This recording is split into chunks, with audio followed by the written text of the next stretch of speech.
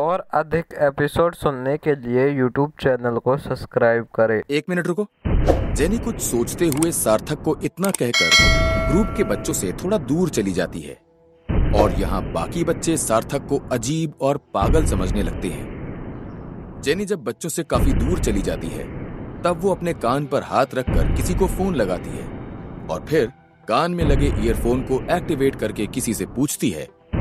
एक छात्र जिसका नाम सार्थक गुप्ता है, उसने किताब लेने से इनकार कर दिया है। आपके आदेश का इंतजार है, बताइए इसके साथ क्या करना है। कुछ सेकंड्स के बाद फोन के दूसरी तरफ से किसी आदमी की भारी भरकम आवाज में जवाब आता है, उस पर किताब को लेने का दबाव मत बनाओ, सिर्फ उसका टेस्ट लेकर उसे छोड़ दो और इस लड़के पर कड़ी नजर रखना। अगर इसमें कोई सुधार दिखता है तो मुझे खबर करना। वो इंसान सोचता है कि सार्थक बहुत दिलचस्प लड़का है और फिर वो आदमी सार्थक की सारी जानकारियां निकलवाता है। उसके रिसर्च के हिसाब से तो सार्थक के पास कोई शक्ति ही नहीं है और यहां तक कि उसका शुद्धम ग्रुप के लोगों के साथ भी कोई वास्ता नहीं है। चलो ठीक है, देखते हैं इस खतरनाक दुनिया में ये लड़का बिना शक्तियों के कितने दिन जिंदा रह पाएगा। वो आदमी कुर्सी पर पीछे टेक लेते हुए खुद से कहता है और इधर जेनी अपने कोट को ठीक करते हुए बच्चों के पास लौटती है। इंतजार करवाने के लिए माफी चाहती हूँ, जेनी रूखे अंदाज में बोलती है और फिर सार्थक की तरफ पलटती है और आगे कहती है, भले ही तुम ये किताब नहीं लेना चाहते हो, कोई बात नहीं, लेकिन तुम्हें टेस्ट तो देना ही पड़ेगा। सार्थक को ये बात कुछ अजीब लगती है।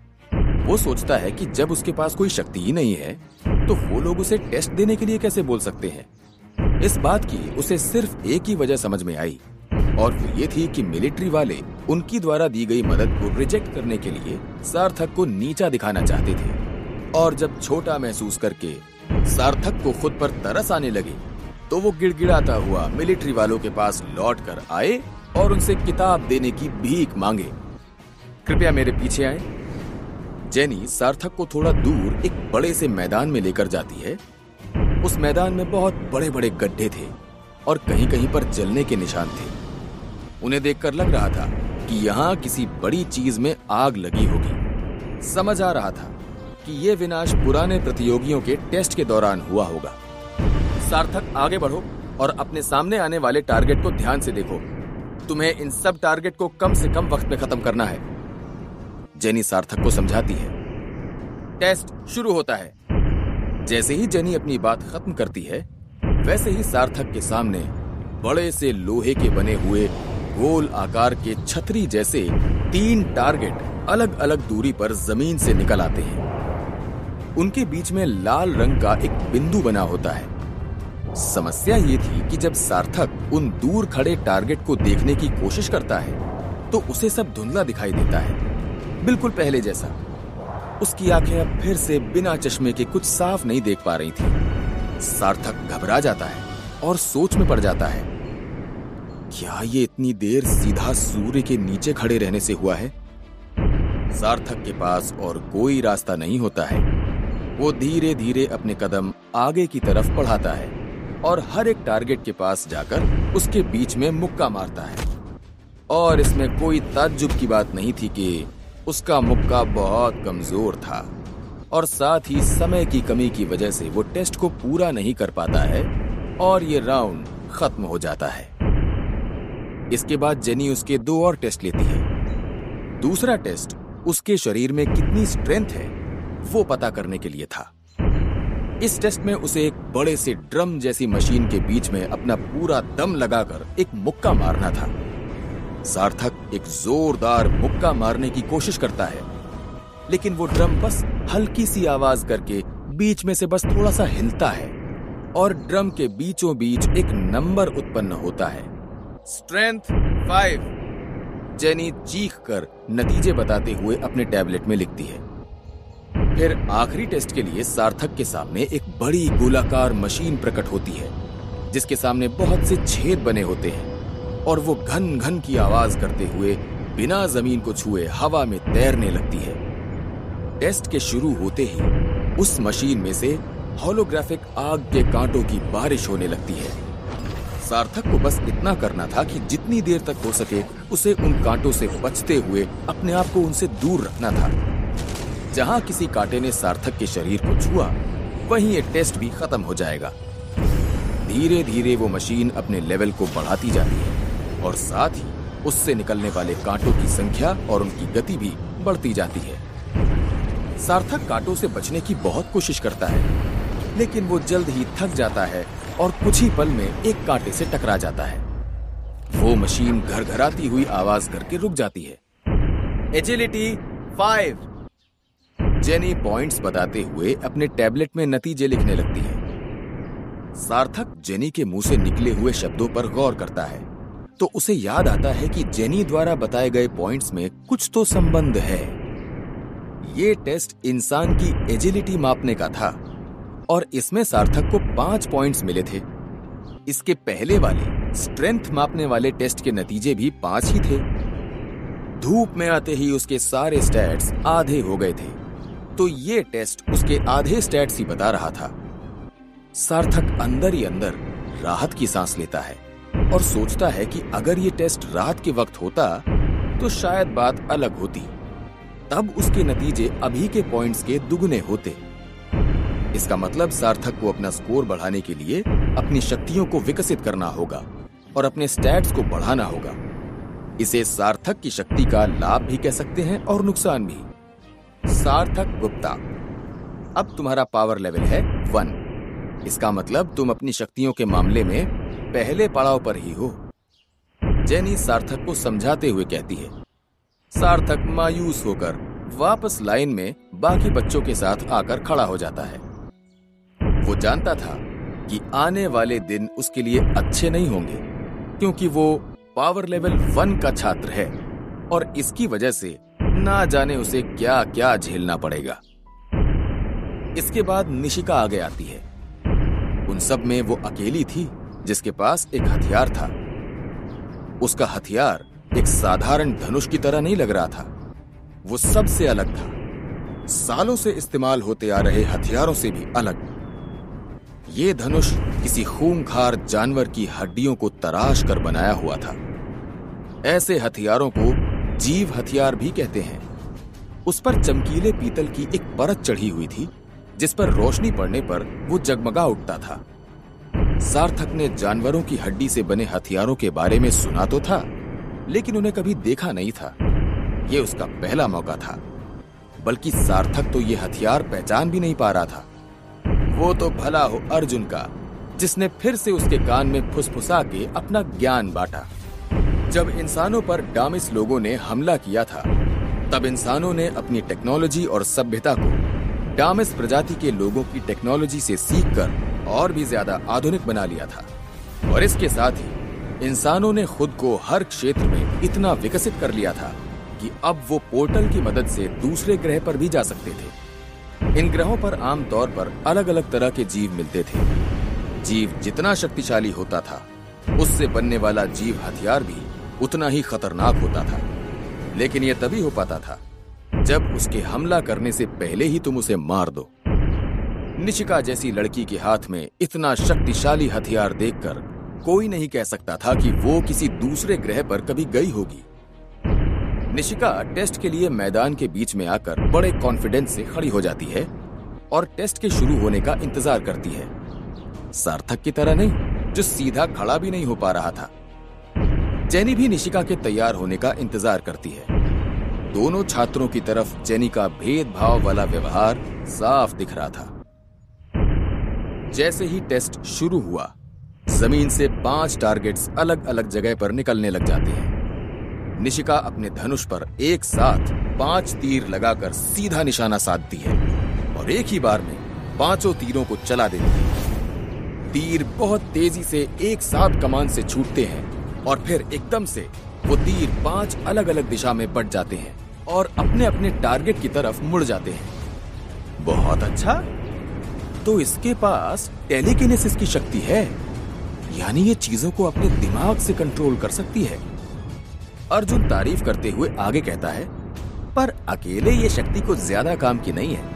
हाँ, पर चलते हुए तीर को कंट्रोल करने का आइडिया बहुत ही बढ़िया है। पांचों टारगेट के बीच में सारे तीर एक साथ जाकर लगते हैं और इसी के साथ ये राउंड भी खत्म हो जाता है। निशिका के प्रदर्शन से सार्थक को समझ आता है कि जीव हथियार कितने काम के होते हैं और किसी कमजोर शक्ति वाले इंसान को भी ये हथियार कितना शक्तिशाली बना सकते हैं। सार्थक को अभी तक अपनी शक्तियां नहीं पता थी।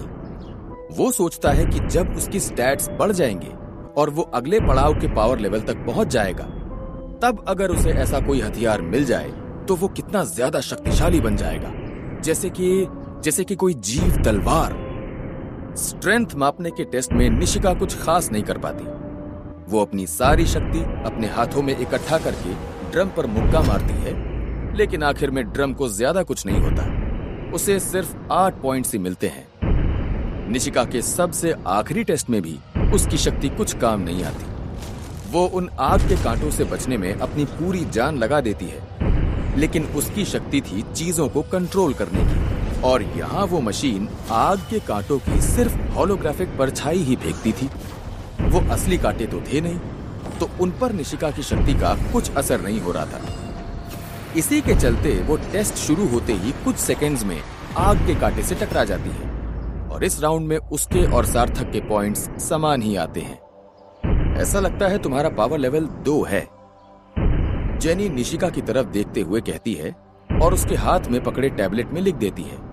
उसी समय निशिका के हाथ की घड़ी में भी नंबर 2 दिखने लगता है। सार्थक को साफ साफ दिख रहा था कि निशिका इस नतीजे से खुश नहीं है। वो गुस्से में अपने पांव पटक पटक कर चलती हुई लाइन में आकर खड़ी हो जाती है। सार्थक सोचता है कि निशिका के साथ अच्छा नहीं हुआ। जेनी ने उसे गलत पॉइंट्स दिए हैं। भले ही निशिका का पावर लेवल 2 का हो, लेकिन जब उसने वो हथियार चलाया था, वो नजारा काबिले तारीफ था। उसके हिसाब से तो वो किसी भी लेवल 3 या 4 वाले बच्चे को आसानी से पछाड़ सकती थी। सार्थक ने एक बात और गौर की थी कि मिलिट्री वाले सबकी शक्ति का सिर्फ पावर लेवल ही माप रहे थे। कोई भी उनका युद्ध कौशल नहीं देख रहा था। अगली छात्रा जो टेस्ट देने के लिए आगे आती है वो थी भूमि। भूमि पूरे आत्मविश्वास से मैदान के बीच में आकर खड़ी हो जाती है और टेस्ट शुरू होने का इंतजार करती है। 5 अलग अलग जगह पर वही लोहे के गोल टारगेट फिर से मैदान में उभरते हैं। भूमि बिना एक पल गवाए बर्फ के लंबे नुकीले भाले बनाती है और सबसे आगे खड़े टारगेट के ठीक बीच में निशाना लगाकर दाग देती है। वो इसी तरीके से बर्फ की और भाले बनाकर गजब की फुर्ती से यही चीज 4 बार और दोहराती है और बचे हुए सारे टारगेट को भेद देती है। भूमि और निशिका दोनों ने लगभग एक ही समय में इस राउंड को खत्म किया था। अपने अगले टेस्ट में तो भूमि ने कमाल ही कर दिया था। उसने अपने दोनों हाथों में करीब 1 मिनट तक अपनी शक्ति से बर्फ इकट्ठा करी और अपनी सारी शक्ति जुटाकर अपनी हथेलियों से बर्फ की एक मोटी और नीले रंग की चमकदार किरण निकालकर ड्रम के बीच में दाग दी। ड्रम बहुत जोर से बजने लगा और उस पर आने वाले पॉइंट्स भी बढ़ते गए। तब तक बढ़ते गए जब तक वो 50 तक नहीं पहुंच गए। सार्थक इतने शक्तिशाली बच्चों के साथ कैसे रह पाएगा? क्या आप भी जानना चाहते हैं? और अधिक एपिसोड सुनने के लिए YouTube चैनल को सब्सक्राइब करें। भूमि की शक्तियों को देखकर सब चौंक जाते हैं। कोई शक नहीं कि इस लड़की में इतना घमंड क्यों है। अर्जुन अचंभे से भूमि की तरफ देखते हुए कहता है। सार्थक सोचता है कि अच्छा ही हुआ जो अर्जुन और भूमि के बीच की लड़ाई शुरू होने के पहले ही रुक गई, वरना भूमि की शक्तियों के आगे अर्जुन का तो काम तमाम ही हो जाता। आखिरकार तीसरे और सबसे आखिरी टेस्ट का वक्त आ गया। इंस्ट्रक्टर ने भूमि को बताया कि वो इस टेस्ट में अपनी बर्फ की शक्ति का इस्तेमाल नहीं कर सकती थी। उसे सिर्फ अपनी फुर्ती दिखाते हुए आग के कांटों से बचना है। भूमि अपनी सहमति दिखाते हुए टेस्ट के लिए तैयार हो जाती है। टेस्ट शुरू होता है। शुरुआत में भूमि बहुत अच्छा प्रदर्शन दिखाती है। वो बड़ी कुशलता से उन आग के कांटों से बचकर निकल जाती है, लेकिन जैसे ही मशीन से निकलने वाले कांटों की रफ्तार बढ़ती है, भूमि ज्यादा देर तक उनसे बच नहीं पाती और एक कांटे से टकरा जाती है। लाजवाब! अब तक का सबसे अच्छा प्रदर्शन था ये। तुम्हें लेवल 5 मिलता है। जेनी भूमि को वापस ग्रुप में जाने का इशारा करते हुए कहती है। भूमि अपनी जगह पर वापस चली जाती है। उसके चेहरे पर अभी भी कोई एक्सप्रेशन नहीं दिख रहे थे। वो खुद के प्रदर्शन से ज्यादा खुश भी नहीं दिख रही थी। ऐसा लग रहा था जैसे उसे पता था कि उसे 5 पावर लेवल मिलने वाला है और उसे इन सब पावर लेवल से कोई फर्क नहीं पड़ता। अब टेस्ट का समय खत्म हो रहा था और सबसे आखिरी इंसान जो बचा था वो था अर्जुन। जेनी अर्जुन का नाम पुकारती है। अब तुम्हें दिखाता हूं मेरी शक्ति, ध्यान से देखना। सार्थक को पहले तो समझ नहीं आया कि अर्जुन किससे बात कर रहा है। फिर उसने देखा तो अर्जुन उसकी तरफ देखता हुआ आंख मार के मैदान के बीच में जाकर खड़ा हो जाता है। क्या ये गधा सचमुच में इतना शक्तिशाली है? सार्थक ताज्जुब करते हुए सोचता है। ज्यादातर जिनके पास ज्यादा शक्ति होती है वो या तो घमंडी होते हैं या खुलेआम अपनी शक्तियों का प्रदर्शन करते फिरते हैं या फिर अपनी शक्ति के बारे में बिल्कुल भी बात नहीं करते। लेकिन अर्जुन थोड़ा अलग था। वो घमंडी तो बिल्कुल भी नहीं था, बल्कि वो थोड़ा तड़कीला भड़कीला जरूर दिखता था। जब टेस्ट शुरू हुआ तब वहां मौजूद सबके मुंह खुले के खुले रह गए। हर टेस्ट में अर्जुन हूबहू वैसा ही प्रदर्शन कर रहा था जैसा भूमि ने किया था। आश्चर्य की बात तो ये थी कि अर्जुन के पास भी बर्फ निकालने की ही शक्ति थी। उसने भी बर्फ की शक्तियों को उतनी ही बखूबी से इस्तेमाल किया जैसा भूमि ने किया था। देखा, कहा था ना मैंने, मैं बहुत शक्तिशाली हूं। अर्जुन खुश होते हुए अपने हाथ में बंधी घड़ी की तरफ इशारा करके अपने नए बेस्ट फ्रेंड सार्थक को दिखाता है। उस घड़ी में पावर लेवल 5 दिख रहा होता है। अर्जुन का बर्फ प्रदर्शन देखकर सार्थक गहरी सोच में पड़ जाता है और सोचने लगता है कि आखिर अर्जुन की शक्ति क्या है। जब अर्जुन सार्थक से पहली बार मिला था तब अर्जुन आगे होकर उससे हाथ मिलाने आया था। उस समय सार्थक के सिस्टम ने उसे चौकन्ना कर दिया था कि अर्जुन उसकी शक्ति का इस्तेमाल कर रहा है, पर किसी वजह से अर्जुन ऐसा कर नहीं पाया था। अगर अर्जुन के पास बर्फ बनाने की शक्ति होती तो जब उसने सार्थक से हाथ मिलाया था तो उसका हाथ बर्फ से ठंडा पड़ जाना चाहिए था। सिवाय इस बात के कि सार्थक में दूसरों की शक्तियों को रोकने की शक्ति हो, पर ऐसा होना असंभव लगता है। सिर्फ यही नहीं, अर्जुन थोड़ा अजीब सा बर्ताव भी कर रहा था। उसने सार्थक से भी पूछा था कि उसकी शक्ति क्या है। सार्थक अर्जुन के बारे में एक और बात गौर करता है कि जब से अर्जुन यहां आया है वो हर किसी से हाथ मिलाने पर ज्यादा जोर दे रहा है। हालांकि भूमि ने उससे हाथ नहीं मिलाया था, पर आखिर में अर्जुन ने भूमि के कंधे पर हाथ जरूर रखा था। उस समय ये बात थोड़ी अजीब लग रही थी, लेकिन अब सारा माजरा समझ आ रहा था। अर्जुन की शक्ति का राज हो ना हो उसके लोगों को छूने से जुड़ा हुआ है, और आखिरी इंसान जिसको उसने छुआ था वो थी भूमि। अर्जुन और भूमि दोनों के पास एक जैसी शक्ति का होना कोई इत्तेफाक नहीं हो सकता। इसका मतलब यह है कि अर्जुन की शक्ति है लोगों की शक्तियों की नकल करना। अर्जुन की शक्ति सार्थक पर इसलिए काम नहीं कर पाई क्योंकि सार्थक की शक्ति थोड़ी अलग है। सार्थक अपनी जिज्ञासा रोक नहीं पाता है और अर्जुन से पूछता है, अर्जुन तुम्हारे पास? फिर सार्थक इधर उधर देखकर धीमी आवाज में पूछता है, क्या तुम लोगों की शक्तियों की नकल कर सकते हो? अर्जुन सार्थक की तरफ देखकर धीरे से मुस्कुरा देता है। यह पहली बार है जब किसी ने इतनी जल्दी मेरी शक्ति को पहचान लिया हो। वैसे तुम्हें कैसे पता चला? सार्थक बोलता है, जब तुमने पहली बार मुझसे हाथ मिलाया था तब तुम हैरान हो गए थे कि तुम्हें कुछ हुआ क्यों नहीं, और फिर तुमने भूमि को छुआ और तुमने भी बर्फ की शक्ति का प्रदर्शन किया। अर्जुन को समझ आता है कि उसने भूमि को छूकर अपने बारे में काफी कुछ बता दिया था, क्योंकि उसे और भूमि दोनों को बर्फ की शक्ति किसी ग्रंथ से मिलना एक बहुत बड़ा संयोग था। सार्थक शक की निगाह से अपने नए दोस्त अर्जुन को घूरता है। उसने पहले कभी ऐसी किसी किताब के बारे में नहीं सुना था जो दूसरों की शक्तियों की नकल करना सिखाए।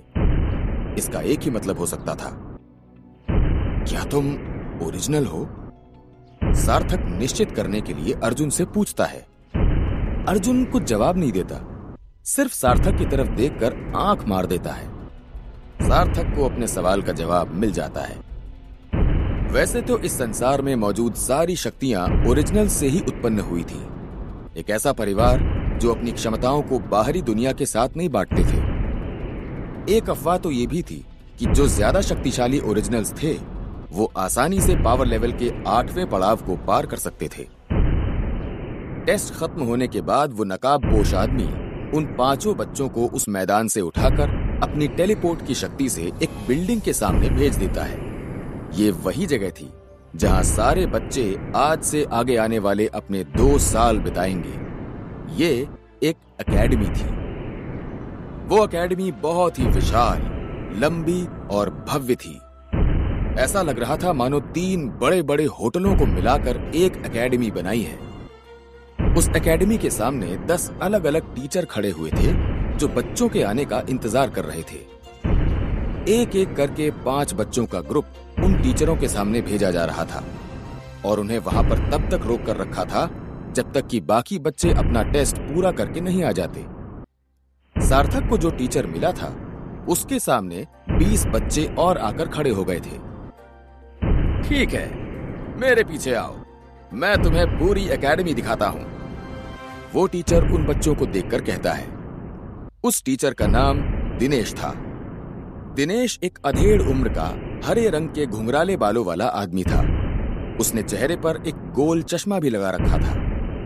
दिनेश एकेडमी में अपने आसपास की जगह को बच्चों को समझाता हुआ चलता जा रहा था। उसके चेहरे पर पूरे टाइम एक हल्की मुस्कुराहट थी। तुम लोग अपने आसपास के बच्चों से जल्द जान पहचान करना शुरू कर दो। दिनेश बच्चों को समझाते हुए आगे कहता है, तुम सब एक दूसरे के क्लासमेट हो। ये सुनकर एकदम से सभी बच्चे टूर के साथ साथ एक दूसरे से बातचीत करते दिखाई देने लगते हैं। हालांकि सार्थक एक परेशान कर देने वाली बात गौर करता है। वो ये कि लेवल 2 वाले छात्र लेवल 3 वाले छात्रों से दोस्ती करने की कोशिश कर रहे थे और लेवल 3 वाले छात्र लेवल 4 वालों से दोस्ती करना चाह रहे थे। सार्थक और प्रखर ये दोनों ही अकेले ऐसे बच्चे थे जो लेवल 1 पर थे और ग्रुप में सबसे पीछे चल रहे थे। प्रखर इस बात से निराश होकर अपने पांव घसीटकर मुंह नीचा करके चलने लगता है। ऐसा लग रहा था कि सार्थक से कहीं ज्यादा प्रखर को इस बात का बहुत धक्का पहुंचा है। सार्थक ने तो ऐसे बर्ताव का अनुमान टेस्ट के दौरान ही लगा लिया था। खैर, फिर सार्थक अपने आसपास अपने नए दोस्त अर्जुन को ढूंढता है, पर हैरानी की बात यह थी कि वो उसे कहीं भी दिखाई नहीं देता। तो तुम यहां हो? अर्जुन एकदम से सार्थक के पास आकर कहता है। ओह गॉड, सारे बच्चे झुंड बनाकर मेरे ऊपर ही चढ़ने लग गए थे। बड़ी मुश्किल से पीछा छुड़ाकर आया हूं। वहां से निकलकर मैंने देखा तो तुम जा चुके थे। चलो मिल गए हो तो साथ में एकेडमी देखते हैं, क्या कहते हो दोस्त? सार्थक को अर्जुन बहुत ही अजीब लगता था, पर फिर उसे ख्याल आता है कि इस स्कूल में कोई 5 लेवल वाले दोस्त का होना एक अच्छी ही बात है। अर्जुन प्रखर को देखता है जो सार्थक के साथ खड़ा हुआ था। ओए तू मुंह लटकाना बंद कर यार और चल हमारे साथ। प्रखर अर्जुन की तरफ देखता है और खुद की तरफ उंगली करके पूछता है, कौन? मैं? अर्जुन प्रखर को जवाब देता है, हाँ भाई प्रखर, मैं तुझसे ही कह रहा हूं। और कोई तो खड़ा नहीं तेरे पीछे, तो तुझे ही बुलाऊंगा ना। वो तीनों फिर साथ में चलने लगते हैं। तभी उस टूर के दौरान उन बच्चों को स्कूल में मौजूद एक बैटल फील्ड दिखाया जाता है, जहां पर उसी तरह की मशीनें लगी हुई थीं जैसी उन लोगों ने टेस्ट के दौरान देखी थी। यहां तक कि वहां बहुत से वैसे ही स्क्वायर प्लेटफॉर्म भी बने हुए थे। चलते चलते उन बच्चों को स्कूल में अलग अलग क्लासेस भी दिखाई जाती हैं, जैसे युद्ध लड़ने की क्लास, खेल कूद की क्लास, और इसके साथ उन्हें और भी कई सारी मिलने वाली सुविधाएं दिखाई जाती हैं। जिस भी जगह पर बच्चे पहुंच रहे थे, दिनेश हर उस जगह को अच्छे से दिखाता और समझाता हुआ जा रहा था। हालांकि सार्थक को इसमें बिल्कुल भी मजा नहीं आ रहा था। दिनेश की बातों में उसे कोई दिलचस्पी नहीं थी जब तक कि लाइब्रेरी नहीं आ गई। लाइब्रेरी को देखते हुए सार्थक खुश हो गया। जैसा कि तुम सब देख सकते हो, इस लाइब्रेरी को 3 समान मंजिलों में बांटा गया है। लेवल 1 के छात्र केवल पहली मंजिल का ही उपयोग कर सकते हैं, उन्हें उसके ऊपर जाने की अनुमति नहीं है। उसी तरह लेवल 2 के छात्र सिर्फ दूसरी मंजिल तक ही जा सकते हैं और सबसे ऊपर तीसरी मंजिल मिलिट्री के कुछ खास लोगों के लिए ही सीमित है।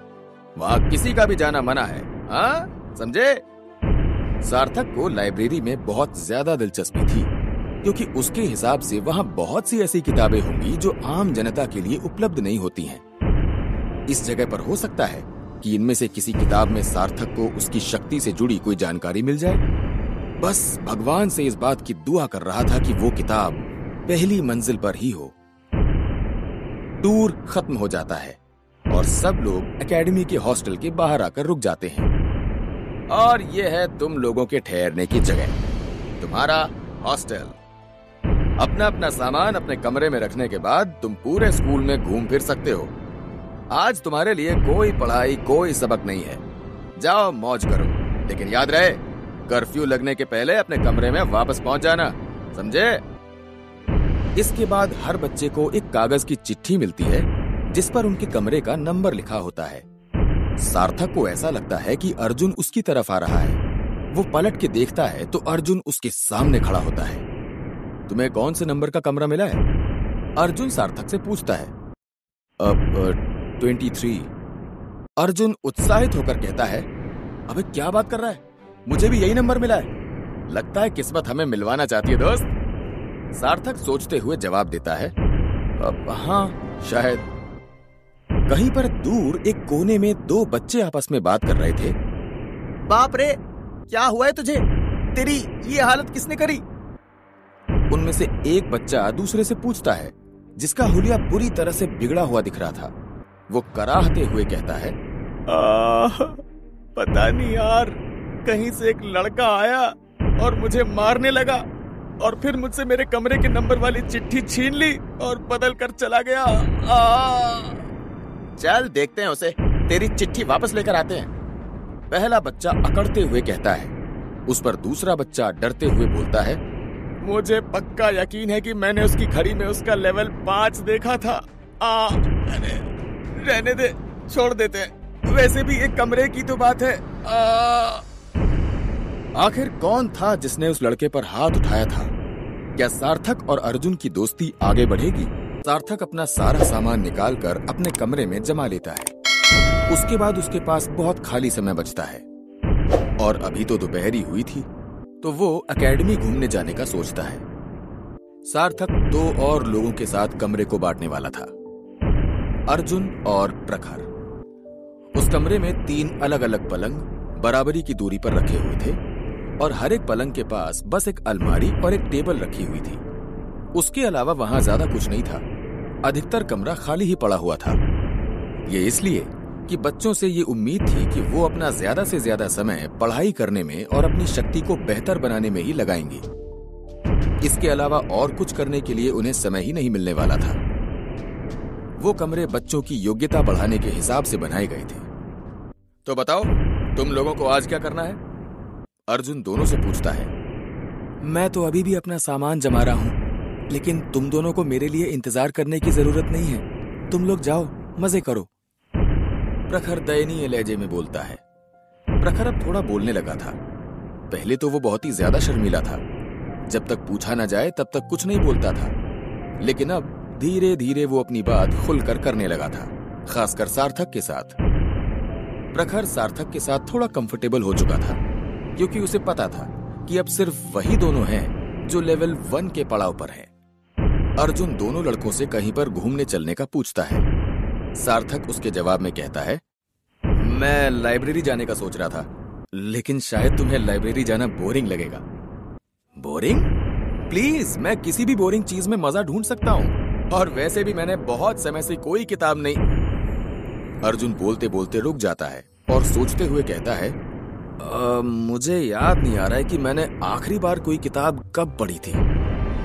वो तीनों इस बात पर हंसते हैं और फिर अर्जुन सार्थक के साथ लाइब्रेरी चलने के लिए तैयार हो जाता है। जब वो दोनों लाइब्रेरी पहुंचते हैं तो ये जानकर हैरान हो जाते हैं कि पहली मंजिल पर तो पांव रखने की भी जगह नहीं है। सार्थक देखता है तो वहां बहुत सी गोल आकार की टेबलें रखी हुई थी जहां बच्चे बैठे हुए थे, और उन टेबलों के बीच में एक रोशनी उगलता हुआ एक गोला बना हुआ था। अर्जुन सार्थक की तरफ देखता है जो उस चमकते हुए गोले को बड़े आश्चर्य से देख रहा था। तो वो उससे कहता है, तुम सोच रहे होगे कि ये टेबल के बीच में क्या रखा है ना? लगता है कि ये सरकारी स्कूल में नहीं होते। अगर तुम इस गोले को छुओगे तो ये तुम्हारे लिए एक शांत और खाली जगह में बदल जाएगा। इस तरह से तुम इसके अंदर जितना चाहे उतनी जोर जोर से बातें कर सकते हो, बाहर बिल्कुल आवाज नहीं जाएगी, और इस तरह से आसपास के दूसरे लोग बिना परेशानी के अपना काम कर पाएंगे। वाओ, ये तो कमाल का है। सार्थक इंसानों की विकसित करी गई टेक्नोलॉजी पर ताज्जुब करता हुआ कहता है। सार्थक और अर्जुन एक टेबल देखकर उस पर जाकर बैठ जाते हैं। वहां पहले से ही 2 लड़के बैठे हुए थे। जैसा अर्जुन ने बताया था ठीक वैसा ही हो रहा था। सार्थक उन दोनों लड़कों को बात करते हुए देख तो पा रहा था, लेकिन उसे उनकी आवाज सुनाई नहीं दे रही थी। सार्थक पहली मंजिल पर जाता है और अपने लायक कोई किताब ढूंढना शुरू कर देता है, और उसे जितनी भी सुपर पावर से जुड़ी किताबें मिलती हैं वो सबको उठाकर ले आता है। उसमें से अधिकतर किताबों में शक्तियों की सिर्फ लिस्ट थी और कुछ में बहुत ही आम शक्तियों की थोड़ी बहुत जानकारी थी। अर्जुन को इन सब किताबों में ज्यादा दिलचस्पी नहीं थी, तो वो इधर उधर ढूंढता हुआ कहीं से एक किस्से कहानियों की किताब उठा लाता है। वो दोनों अपनी अपनी किताबें लेकर टेबल पर आकर बैठ जाते हैं। सार्थक उन किताबों के पन्नों को जल्दी जल्दी पलटते हुए देखता है।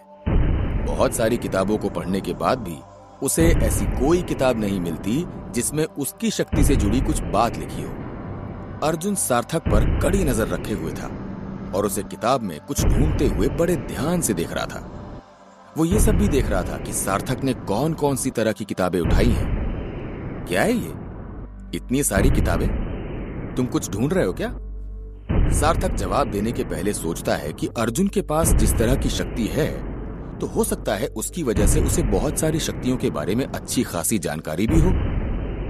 जब से मैंने स्कूल द्वारा दिया गया शक्ति ग्रंथ लेने से इनकार कर दिया है, तब से मैं ये निर्णय नहीं ले पा रहा हूं कि मुझे कौन सी शक्ति चाहिए। ओह हाँ, मैं तो भूल ही गया था। सच कहूं तो पहले मुझे लगा था कि तुम शुद्धम ग्रुप के हो, जिन्हें शक्तियों से सख्त नफरत है, पर बाद में समझ आया कि तुम बस मिलिट्री के हाथों की कठपुतली बनकर नहीं रहना चाहते हो, है ना? अर्जुन नकली मुस्कुराहट के साथ कहता है, मुझे बताओ, क्या तुम कोई विशेष तरह की शक्ति के बारे में ढूंढ रहे हो? सार्थक जवाब देता है, असल में मैं ऐसा कुछ खास तो नहीं ढूंढ रहा हूं, लेकिन क्या तुमने कभी ऐसी शक्ति के बारे में सुना है जो सूर्य की रोशनी में कमजोर पड़ने लगती है? अर्जुन ये बात सुनकर जोर जोर से हंसने लगता है। क्या तुम पागल हो गए हो? मैंने तो कभी ऐसी किसी शक्ति के बारे में नहीं सुना है। हमारा शरीर शक्तियों को पहचान कर उन्हें और बेहतर बनाता है। हम उसे एक बार सीख लें तो वो हमारे शरीर का एक हिस्सा बन जाती है। हाँ, ये बात अलग है कि कुछ लोगों की एक सीमा होती है। कुछ लोगों का शरीर ज्यादा ताकतवर शक्तियों को अपना नहीं पाता है। यही कारण है कि किसी किसी के पास ज्यादा शक्ति होती है तो किसी के पास कम, पर सूर्य से किसी की शक्ति का कम होना नामुमकिन है। तुम्हें यकीन तो है ना? कहीं तुमने गलती से कोई काल्पनिक कहानियों की किताब तो नहीं उठा ली? सार्थक अर्जुन की बात से थोड़ा शर्मिंदा हो जाता है। वो ये बात अच्छे से समझ रहा था कि उसकी बात पर अर्जुन का ऐसा रिएक्शन बहुत नॉर्मल है। अगर कोई उसे आकर बोलता कि पूरे चांद की चांदनी में खड़ा होने से किसी की शक्तियां दोगुनी हो जाएंगी, तो उसकी प्रक्रिया भी इसी तरह की होती। दुर्भाग्य से असलियत तो कुछ और ही थी। जब सार्थक सूर्य की रोशनी के नीचे जाता, उसके सारे पॉइंट्स आधे हो जाते और वो कमजोर हो जाता।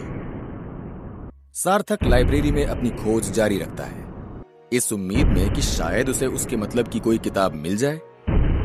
वो शक्ति से जुड़ी हर किताब को अच्छे से देखता है, पर निराश होकर ही लौटता है। फिर सार्थक सोचता है कि क्यों ना एक बार दूसरी मंजिल पर जाकर देखूं। सार्थक दूसरी मंजिल पर जाता है तो उसे वहां कुछ लेवल 2 के बच्चे दिखाई देते हैं। यह देखकर सार्थक सोचता है, हो सकता है कि यहां मुझे कुछ काम की किताब मिल जाए, पर मुझे इस बात का अंदाजा नहीं है कि अगर स्कूल वालों को पता चल गया कि मैं नियम तोड़कर दूसरी मंजिल पर भटक रहा हूं, और वो भी स्कूल के पहले ही दिन, तो पता नहीं वो मेरा क्या हाल करेंगे। वैसे भी पृथ्वी शक्ति ग्रंथ मना करके मैं उनकी कड़ी नजर में आ चुका हूं। बिना मतलब के और शक के घेरे में आ जाऊंगा। लाइब्रेरी में घूमते घूमते सार्थक को अर्जुन की कही बात याद आती है। उसे लगता है एक बार अर्जुन की बात मानकर क्यों ना लाइब्रेरी के काल्पनिक कहानी वाले भाग में जाकर देख लूं। हो सकता है कि आज किस्मत अच्छी हो इससे ज्यादा बुरा होने के लिए वैसे भी कुछ बचा नहीं है। काल्पनिक कहानी के सेक्शन में ढूंढते हुए सार्थक की नजर एक किताब पर पड़ती है और उसे उसमें इंटरेस्ट आता है। उस किताब का नाम था द ट्रूथ अबाउट वैम्पायर्स। सार्थक उस किताब को निकालकर ऊपर से नीचे तक देखता है। इस दुनिया में जहां पर पावर्स का होना एक आम बात थी, उस दुनिया में आज तक ऐसा कोई भी सामने नहीं आया था जिसने वैम्पायर के होने का दावा किया हो। वैम्पायर हमेशा से लोगों के लिए एक मनगढ़ंत कहानी ही रहा है। सार्थक फिर भी अपनी जिज्ञासा शांत नहीं कर पाता है और उस किताब को लेकर पढ़ने बैठ जाता है। उस किताब को अच्छे से पूरा पढ़ लेने के बाद सार्थक को यह समझ आता है कि उस किताब में कुछ काम की बात नहीं है। ज्यादातर चीजें जो वैम्पायर करते हैं, सार्थक उनमें से किसी भी चीज के साथ ज्यादा रिलेट नहीं कर पा रहा था। वैम्पायर इंसानों का खून पीते हैं। उनमें से कुछ चमगादड़ में भी बदल सकते थे, तो कुछ एक खतरनाक मायाजाल बना सकते थे। कुछ तलवारबाजी में माहिर थे, तो कुछ सम्मोहन यानी हिप्नोटिज्म की क्रिया जानते थे। लेकिन इन सब बातों से सार्थक को कुछ लेना देना नहीं था, क्योंकि उसके पास इनमें से कोई भी ताकत नहीं थी। सिर्फ एक चीज उसे समझ आ रही थी, जिससे वो खुद को वैम्पायर से जोड़ सकता था। वो थी सूर्य की रोशनी में कमजोर हो जाना। जैसे ही सार्थक किताब रख के वहां से जाने को होता है, तो उसे एक जानी पहचानी आवाज सुनाई देती है और उसकी आंखों के सामने वही स्क्रीन आ जाती है। तुम्हें सिस्टम के बारे में और जानकारियां प्राप्त हुई हैं। 10 एक्सपीरियंस पॉइंट्स प्राप्त हुए। अब तुम्हारे पास 100 में से 15 एक्सपीरियंस पॉइंट्स इकट्ठा हो चुके हैं। क्या? सार्थक जोर से चिल्लाता है। सार्थक उस मैसेज को घूरता हुआ बार बार पढ़ता है। ऐसा नहीं हो सकता। एक काल्पनिक किताब पढ़ने पर मुझे एक्सपीरियंस पॉइंट्स कैसे मिल सकते हैं? सार्थक को अब इस बात को आजमा कर देखना था। इतनी सारी अलग अलग तरह की शक्ति पर आधारित किताबें पढ़ने के बाद भी उसे एक भी एक्सपीरियंस पॉइंट नहीं मिला था, पर किसी वजह से इस किताब ने उसे 10 पॉइंट्स दे दिए थे। कुछ तो बात है इस काल्पनिक किताब में। सार्थक ये ही सोचते हुए एक और काल्पनिक किताब उठाता है और इस बार वो ड्रैगन पर आधारित एक किताब उठाता है, जिसका नाम होता है इंसानों के रूप में पुनर्जन्म। सार्थक ने पहले की तरह ही किया और उसने जल्दी से पन्ने पलटे, लेकिन महत्वपूर्ण भागों को पढ़ना सुनिश्चित किया। फिर जब उसने किताब बंद की तो कोई प्रतिक्रिया नहीं हुई। ना ही कोई मैसेज आता है और ना ही कोई एक्सपीरियंस पॉइंट्स मिलते हैं। सार्थक परेशान हो जाता है और बेचैन होने लगता है। फिर वो दूसरी किताब उठाता है, लेकिन इस बार वो वैम्पायर पर आधारित किताब ही पढ़ता है। पर इस किताब को पढ़ने के बाद भी कुछ नहीं होता। सारी किताबों को पढ़ने के बाद सार्थक ये नतीजा निकालता है कि उसने जो इतनी सारी किताबों का ज्ञान एक ही बार में पढ़ लिया है, तो हो सकता है कि सिस्टम ने उसे इनाम के तौर पर वो एक्सपीरियंस पॉइंट्स दिए हों और किसी वजह से ये सिस्टम पॉइंट्स देने में थोड़ा लेट हो गया होगा और संयोग से उसी वक्त सार्थक को स्क्रीन पर मैसेज आया जब उसने वैम्पायर वाली किताब पढ़ी। उसे विश्वास नहीं हो रहा था कि वैम्पायर्स के बारे में लिखी किताब किसी तरह उनके सिस्टम से जुड़ी हुई है। जब सार्थक लाइब्रेरी से निकल रहा होता है तो वो देखता है कि अर्जुन उसकी टेबल से गायब हो गया था और लाइब्रेरी में कहीं दिखाई नहीं दे रहा था। वो बोर होकर कहीं और चला गया होगा। सार्थक खिड़की के बाहर देखता है तो सूरज अब ढल रहा था। वो अब तक कुल 6 घंटे लाइब्रेरी में बिता चुका था और शाम होने आई थी। फिर जब सार्थक निकलने ही वाला था तो उसे सिस्टम से एक और मैसेज आता है। दैनिक चुनौती पूरी हो गई है। 8 घंटे के लिए सीधी धूप से बचें। 5 एक्सपीरियंस पॉइंट्स दिए जा रहे हैं। 100 में से 20 एक्सपीरियंस पॉइंट्स पूरे हुए। सार्थक ने आखिरकार अपनी दूसरी दैनिक चुनौती पूरी कर ली थी।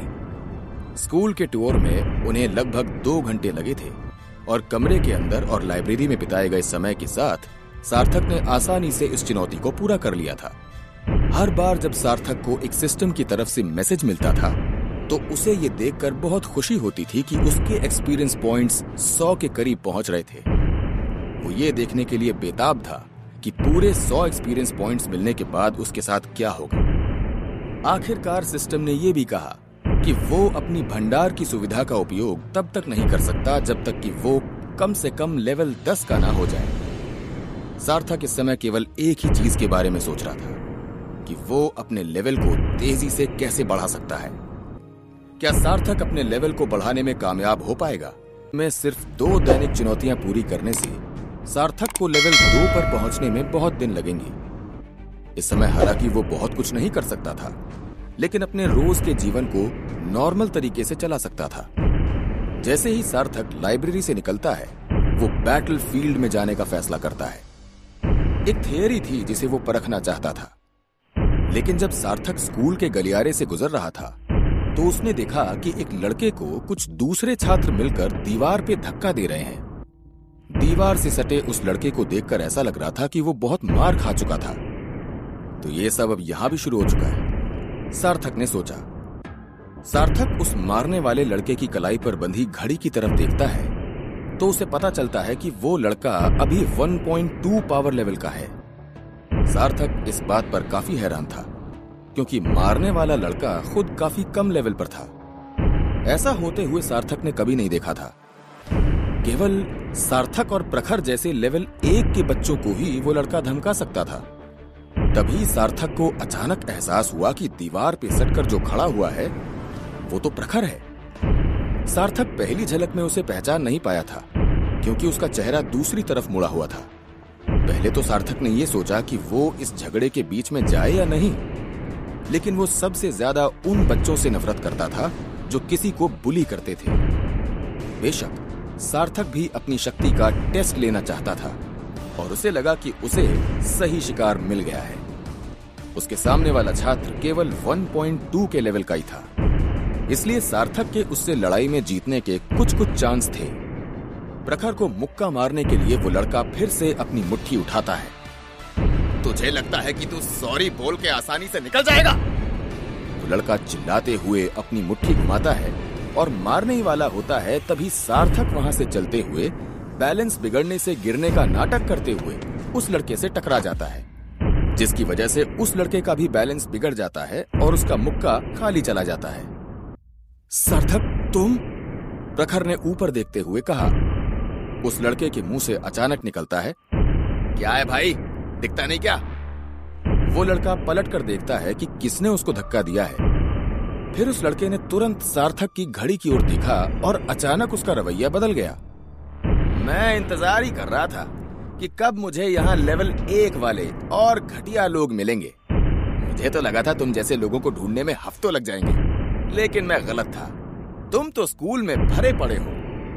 सार्थक बिना डरे जवाब देता है, अच्छा तो क्या कर लेता मिलकर? प्रखर सार्थक को लेकर थोड़ा चिंतित होने लगा था। प्रखर ने सार्थक को टेस्ट के दौरान देखा था और वो जानता था कि सार्थक के पास कोई शक्ति नहीं थी, जबकि जिस लड़के का वो सामना कर रहा था उसके पास 1.2 लेवल की शक्ति थी। आज की दुनिया इसी तरह काम करती थी। सबसे ज्यादा शक्तियों के साथ सबसे ऊपर के लेवल पर बैठे लोगों ने कमजोर लोगों को बहुत परेशान किया, और बदले में उन्होंने और भी कमजोर लोगों का जीना हराम कर दिया। ये लड़का भी ऐसा ही लग रहा था, जो अपनी पूरी जिंदगी बस लेवल 1 पर रहकर ज्यादा शक्ति वाले लोगों की मार सहता आया था, और आज उसे मौका मिला है किसी और को परेशान करने का, और ऐसा लग नहीं रहा है कि वो ये मौका छोड़ेगा। सार्थक ने देखा कि उस लड़के के दोनों हाथ उसकी पीठ के पीछे थे और वो उन्हें जोड़कर खड़ा था, जैसे कि वो कुछ तैयार कर रहा था। तभी सार्थक को नोटिफिकेशन आता है, एक शक्ति का पता चला है। बैटल मोड शुरू किया जाता है। नई चुनौती दी गई है। पहली लड़ाई दुश्मन को हराना है। इनाम 50 एक्सपीरियंस पॉइंट्स। अचानक सार्थक के चेहरे पर एक खुशी आ जाती है। प्रखर को लगता है कि सार्थक पागल हो गया है। सार्थक लड़ाई करने के लिए सिर्फ तैयार ही नहीं था, बल्कि उसके चेहरे पर गुस्सा भी साफ दिखाई दे रहा था। सार्थक अपना एक पांव पीछे करता है और एक हाथ आगे करके किसी एक्शन फिल्म में देखा गया एक पोज बनाता है। प्रखर सोच रहा था कि सार्थक ऐसा क्यों कर रहा है, लेकिन सार्थक को तो अपना लेवल तेजी से बढ़ाने का एक मौका मिल गया था।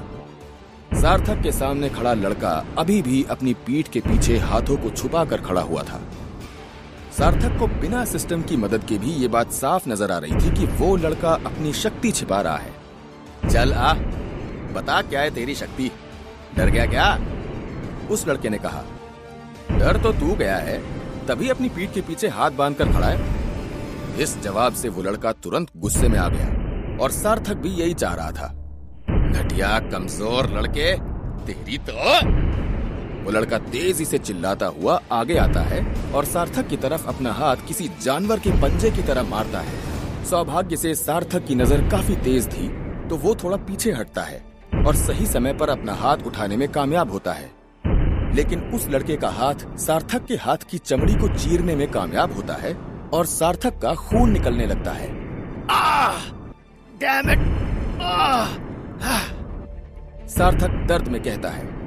HP 8 out of 10। सार्थक उस लड़के के हाथों को देखकर समझ गया था कि उस लड़के में ट्रांसफॉर्मेशन यानी परिवर्तन की शक्ति थी, जो केवल उसके हाथों तक ही सीमित थी। उस लड़के ने अपने हाथों को किसी शेर के पंजे से मिलता जुलता बना दिया था और उसके नाखूनों को कड़क और नुकीला कर लिया था। हालांकि सार्थक समय पर हमले को रोकने में सफल हो गया था, लेकिन फिर भी पंजे का निशान उसके हाथ पर लग गया था। क्या सिस्टम ये कहना चाह रहा है कि अगर मैं इस तरह के 4 और हमले सहता हूं तो मैं मर सकता हूं? सार्थक के लिए अचानक से सब कुछ थोड़ा और गंभीर हो गया। वो अपने हाथ पर जो चुभने वाला दर्द महसूस कर रहा था, वो असली था और ये एक सच में होने वाली लड़ाई थी। आज से पहले सार्थक के सिस्टम ने उसके चीजों को देखने का नजरिया थोड़ा आसान बना दिया था, लेकिन उसे तुरंत समझ आ जाता है कि ये कोई वीडियो गेम नहीं है। इसके बाद उस लड़के ने तुरंत अपने पंजों से सार्थक पर एक बार फिर हमला किया। जैसे ही उस लड़के ने अपना सीधा हाथ घुमाया, सार्थक एकदम से झुक गया और उस लड़के के पेट में एक जबरदस्त मुक्का दे मारा।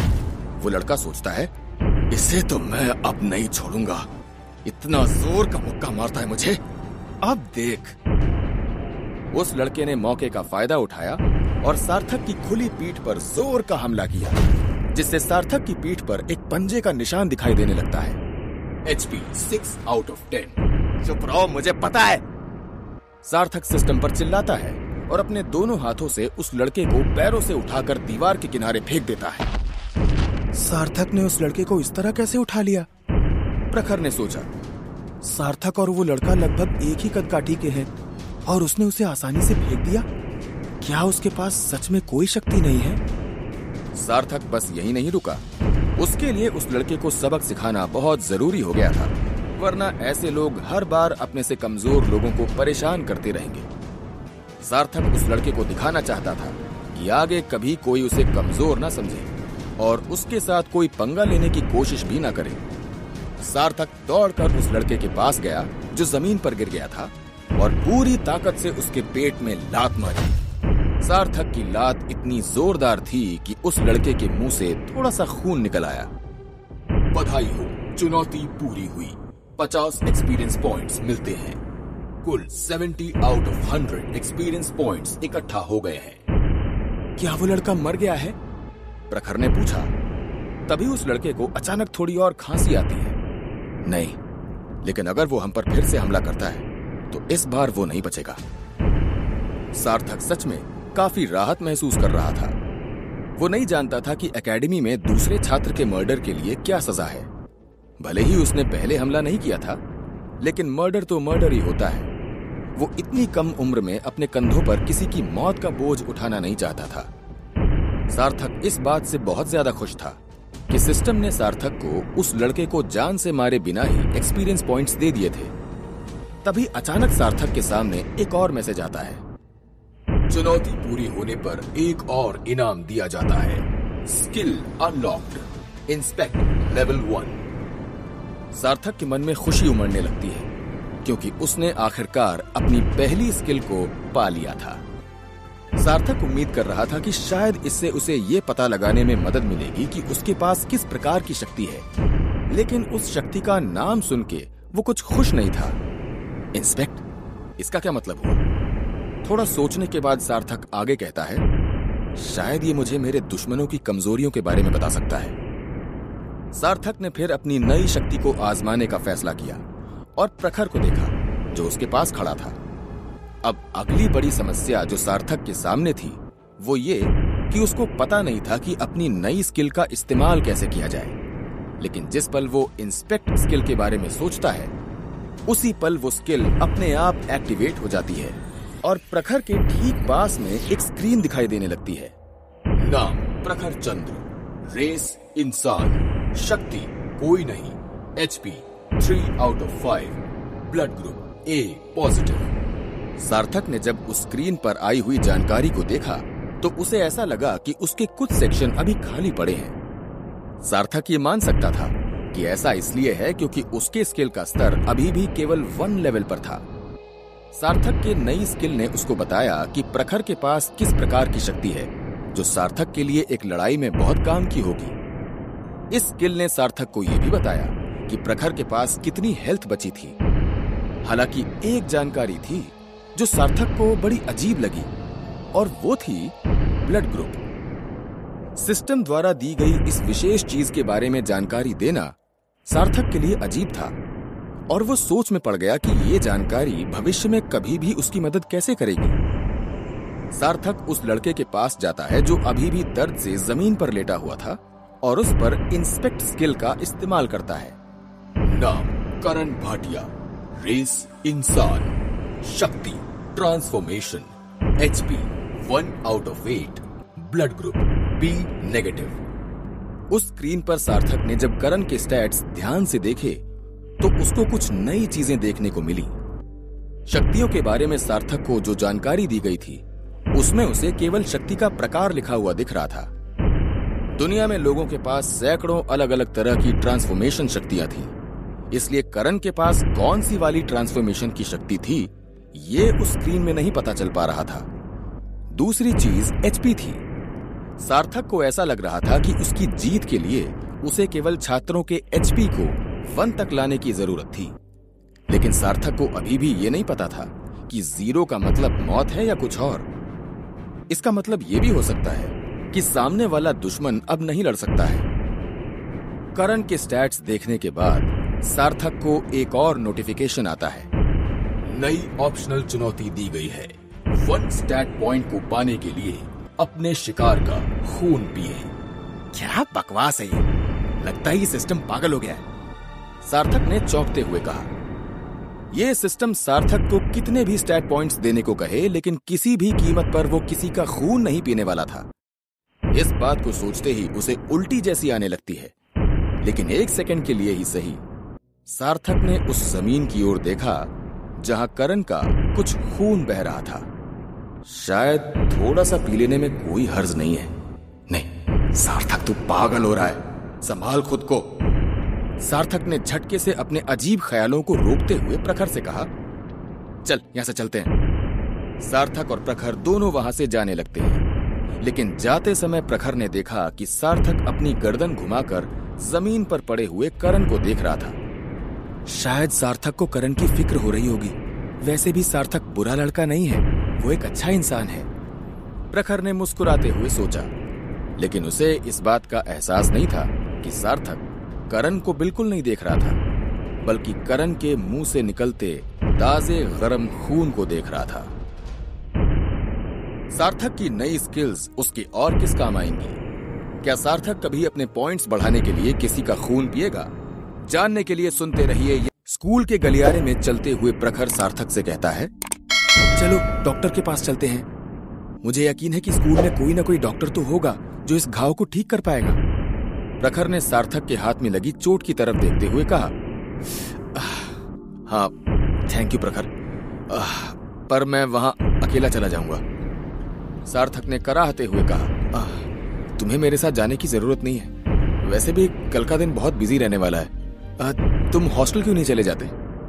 हालांकि प्रखर सार्थक को लेकर चिंतित था, लेकिन प्रखर वहां उस गलियारे में ज्यादा समय तक नहीं रुकना चाहता था। उसे डर था कि कोई उन्हें करण के आसपास देख लेगा और उसकी ऐसी हालत का जिम्मेदार उन्हें ठहरा देगा।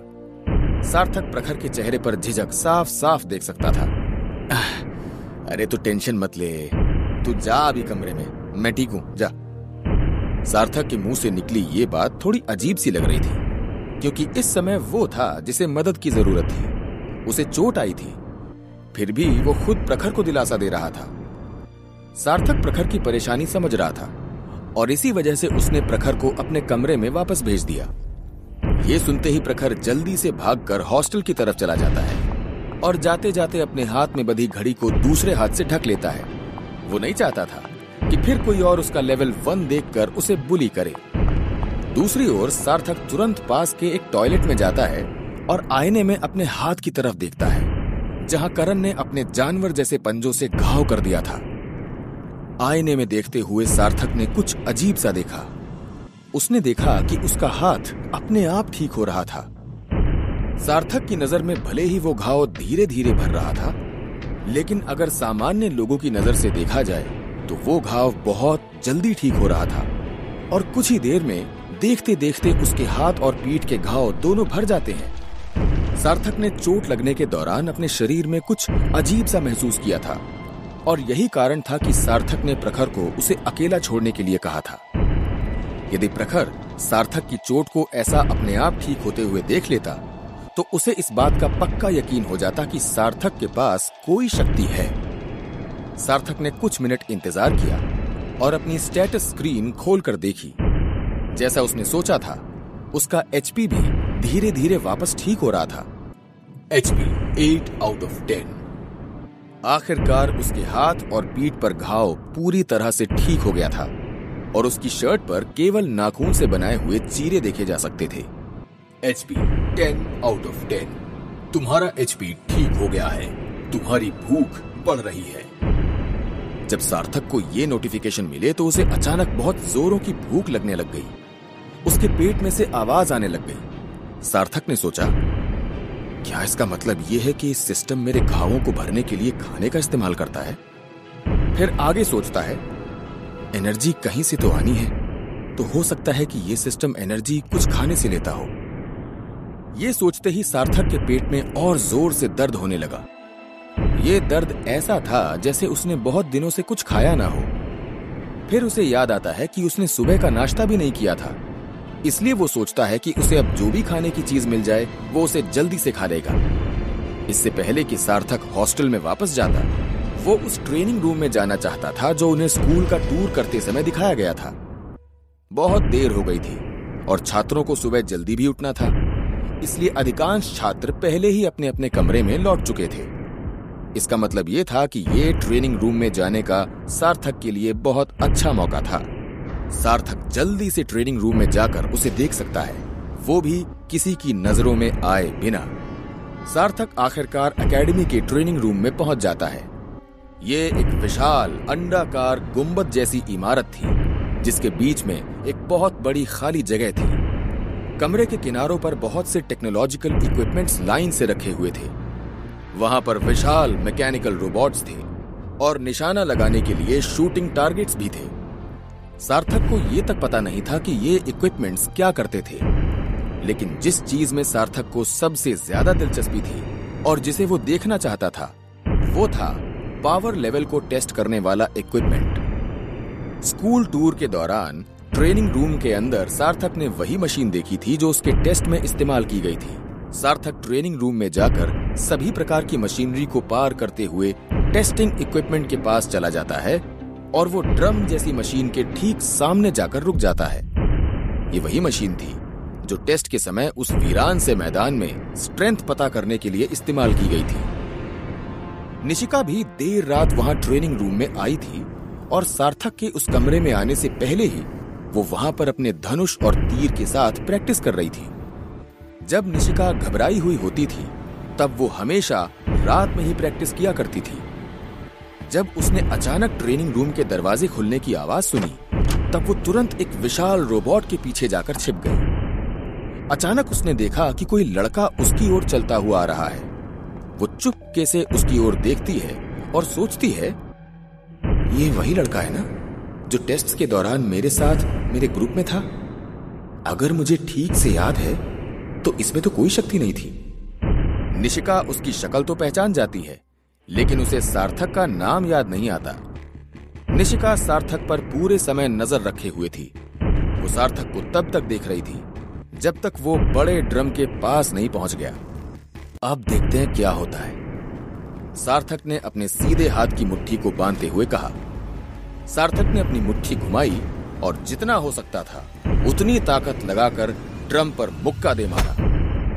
ड्रम पर धीरे धीरे करके नंबर आना शुरू होते हैं और 10 नंबर पर आकर बंद हो जाते हैं।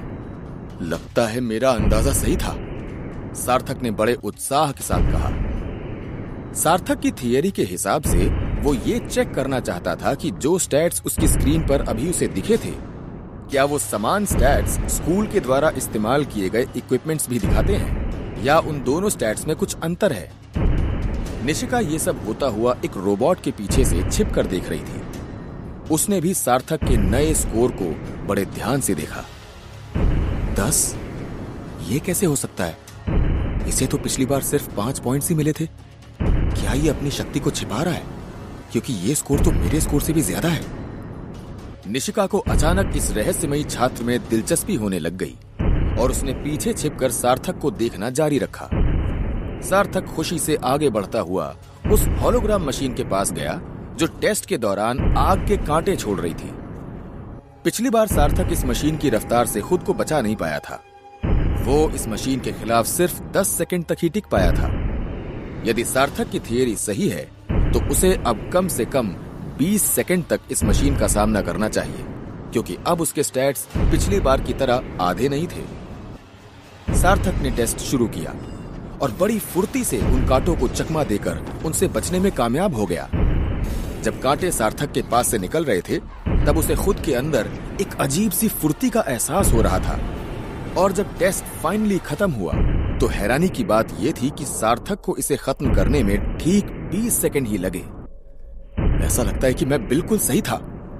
सार्थक अपने नतीजों से बहुत खुश था। उसके पास करने के लिए अब कुछ भी नहीं बचा था, तो वो हॉस्टल वापस जाने के लिए निकल पड़ता है और अगले दिन के शुरू होने का इंतजार करता है। इसी बीच निशिका, जो इस ट्रेनिंग रूम में ही छिपी हुई थी, उसने सब कुछ देख लिया था, लेकिन वो समझ नहीं पा रही थी कि कोई छात्र स्कूल में अपनी शक्ति को क्यों छिपाएगा। कम पावर लेवल का मतलब था कि वो ज्यादा पावर लेवल वाले छात्रों का शिकार बन सकता है। लोग उसका जीना हराम कर देंगे। फिर क्यों सार्थक ने अपनी शक्ति टेस्ट्स के दौरान नहीं दिखाई और यहाँ अकेले में उन्हें आजमा रहा है? निशिका के दिमाग में सार्थक को लेकर केवल एक ही ख्याल आ रहा था। इंटरेस्टिंग। ये बहुत काम का लड़का लगता है। उसने अब से फैसला किया कि वो सार्थक पर कड़ी नजर रखेगी। अगले दिन सुबह 8 बजे हॉस्टल के कमरों में अलार्म की आवाज से सब बच्चे उठते हैं। ये सभी के लिए जागने और तैयार होने का संकेत था। एक बार जब सभी तैयार हो गए तो उन्हें सुबह के नाश्ते के लिए एक साथ कैंटीन में जाना होता था। जब सार्थक उठा तो सिस्टम ने उसका बहुत ही प्यार से स्वागत किया। तुमने अपनी दैनिक चुनौती पूरी कर ली है। 8 घंटे तक सीधी धूप से बचे। इनाम 5 एक्सपीरियंस पॉइंट्स।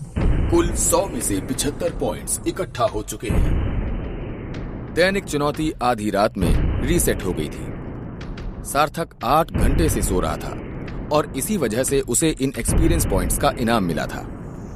सार्थक बहुत खुश था, क्योंकि इसका मतलब था कि वो ज्यादा कुछ किए बिना ही आसानी से 5 एक्सपीरियंस पॉइंट्स हासिल कर सकता था। तभी उसके पेट में अजीब सी आवाज आने लगी। मैं किसी कारण से ज्यादा भूखा महसूस कर रहा हूँ। हो सकता है कि मेरे शरीर ने वास्तव में उस लड़ाई में बहुत ज्यादा एनर्जी का उपयोग कर लिया हो। सार्थक कैंटीन की ओर जाते जाते सोच रहा था। कैंटीन एक बड़ा हॉल था, लेकिन वो काफी सादा था। असल में स्कूल के चारों ओर घूमते समय सार्थक ने देखा कि अधिकांश स्कूल बहुत ही सादा था। वहां कुछ ज्यादा चीजें नहीं दिखती थीं, सिर्फ सीधी सफेद दीवारें थीं। उधर दीवारों पर कोई चित्र, फ्रेम या कुछ भी नहीं था, बस कहीं कहीं खिड़कियां नजर आती थी। ये एक सिंपल लेकिन मॉडर्न डिजाइन था, जिसे दुनिया ने अब अपना लिया था। कैंटीन में बड़ी बड़ी टेबल्स लगी हुई थी। कैंटीन टेबलों से भरा हुआ दिख रहा था। टेबल के हर तरफ 3 लोगों के बैठने की जगह बनी हुई थी। जैसे ही सार्थक कैंटीन में पहुंचा, उसने जाते से ही वहां कुछ देखा। सार्थक ने देखा कि वहां कैंटीन में कोई निर्धारित सीट नहीं थी, जिसका यह मतलब था कि छात्र अपनी पसंद के अनुसार जहां चाहे वहां बैठ सकते थे। उन्हें इसकी पूरी आजादी थी। इससे सीधे तौर पर स्कूल में फूट पड़ गई और छात्रों के बीच भेदभाव और ज्यादा बढ़ गया। निचले लेवल के छात्र केवल उनके जैसे छोटे लेवल के छात्रों के साथ में बैठे थे और बड़े लेवल के छात्र उनके जैसे ही बड़े लेवल के छात्रों के साथ बैठे हुए थे। जब सार्थक, प्रखर और अर्जुन खाने की लाइन में इंतजार कर रहे थे तो उन्होंने देखा कि एक छात्र देर से आता है और लाइन को काटते हुए बीच में घुस जाता है। वो सभी छात्रों के आगे आकर खड़ा हो जाता है। उस लाइन में मौजूद किसी भी बच्चे ने एक भी शब्द नहीं कहा और इसका सीधा सीधा कारण यह था कि वो उनसे ज्यादा पावर लेवल का छात्र था। सार्थक को इस तरह की हरकतों से सख्त नफरत थी, लेकिन अभी वो कुछ नहीं कर सकता था। एक बार जब तीनों को अपना खाना मिल गया तो वो बैठने के लिए जगह ढूंढने लगे। वो देखो, हम वहां क्यों नहीं चलते? अर्जुन ने एक खाली जगह पर इशारा करते हुए कहा। क्या तुम सच में वहां बैठना चाहते हो अर्जुन? प्रखर ने पूछा। वो लेवल 1 के छात्रों की जगह है। अगर तुम नहीं चाहते हो तो तुमको हमारे साथ बैठने की जरूरत नहीं है ना सार्थक? हाँ, तुम्हें हमारे साथ रहने की जरूरत नहीं है। तुम किसी अच्छी टेबल पर जाकर भी बैठ सकते हो, सार्थक ने उत्तर दिया। अर्जुन बोलता है, बकवास बातें मत करो तुम दोनों, हम दोस्त हैं। मुझे ये बेवकूफी भरे पावर लेवल और इन सब बेतुकी हायरार्की की परवाह नहीं है। फिर वो तीनों बाकी निचले लेवल के छात्रों के साथ एक टेबल पर बैठने के लिए चले गए। वो जगह धीरे धीरे भरने लगी, लेकिन किसी और छात्र ने उनकी टेबल पर उनके साथ बैठने की नहीं सोची। इसका एक सीधा सा कारण समझ आ रहा था और वो था कि वो सब अर्जुन से डरते थे। निशिका सार्थक पर नजर रख के क्या करने वाली है? इस पावर लेवल की लड़ाई में आगे क्या होगा? स्कूल में सार्थक और उसके दोस्तों को आगे क्या क्या देखना पड़ेगा? जानने के लिए सुनते रहिए ये अद्भुत और रोमांचक कहानी माय वैम्पायर सिस्टर।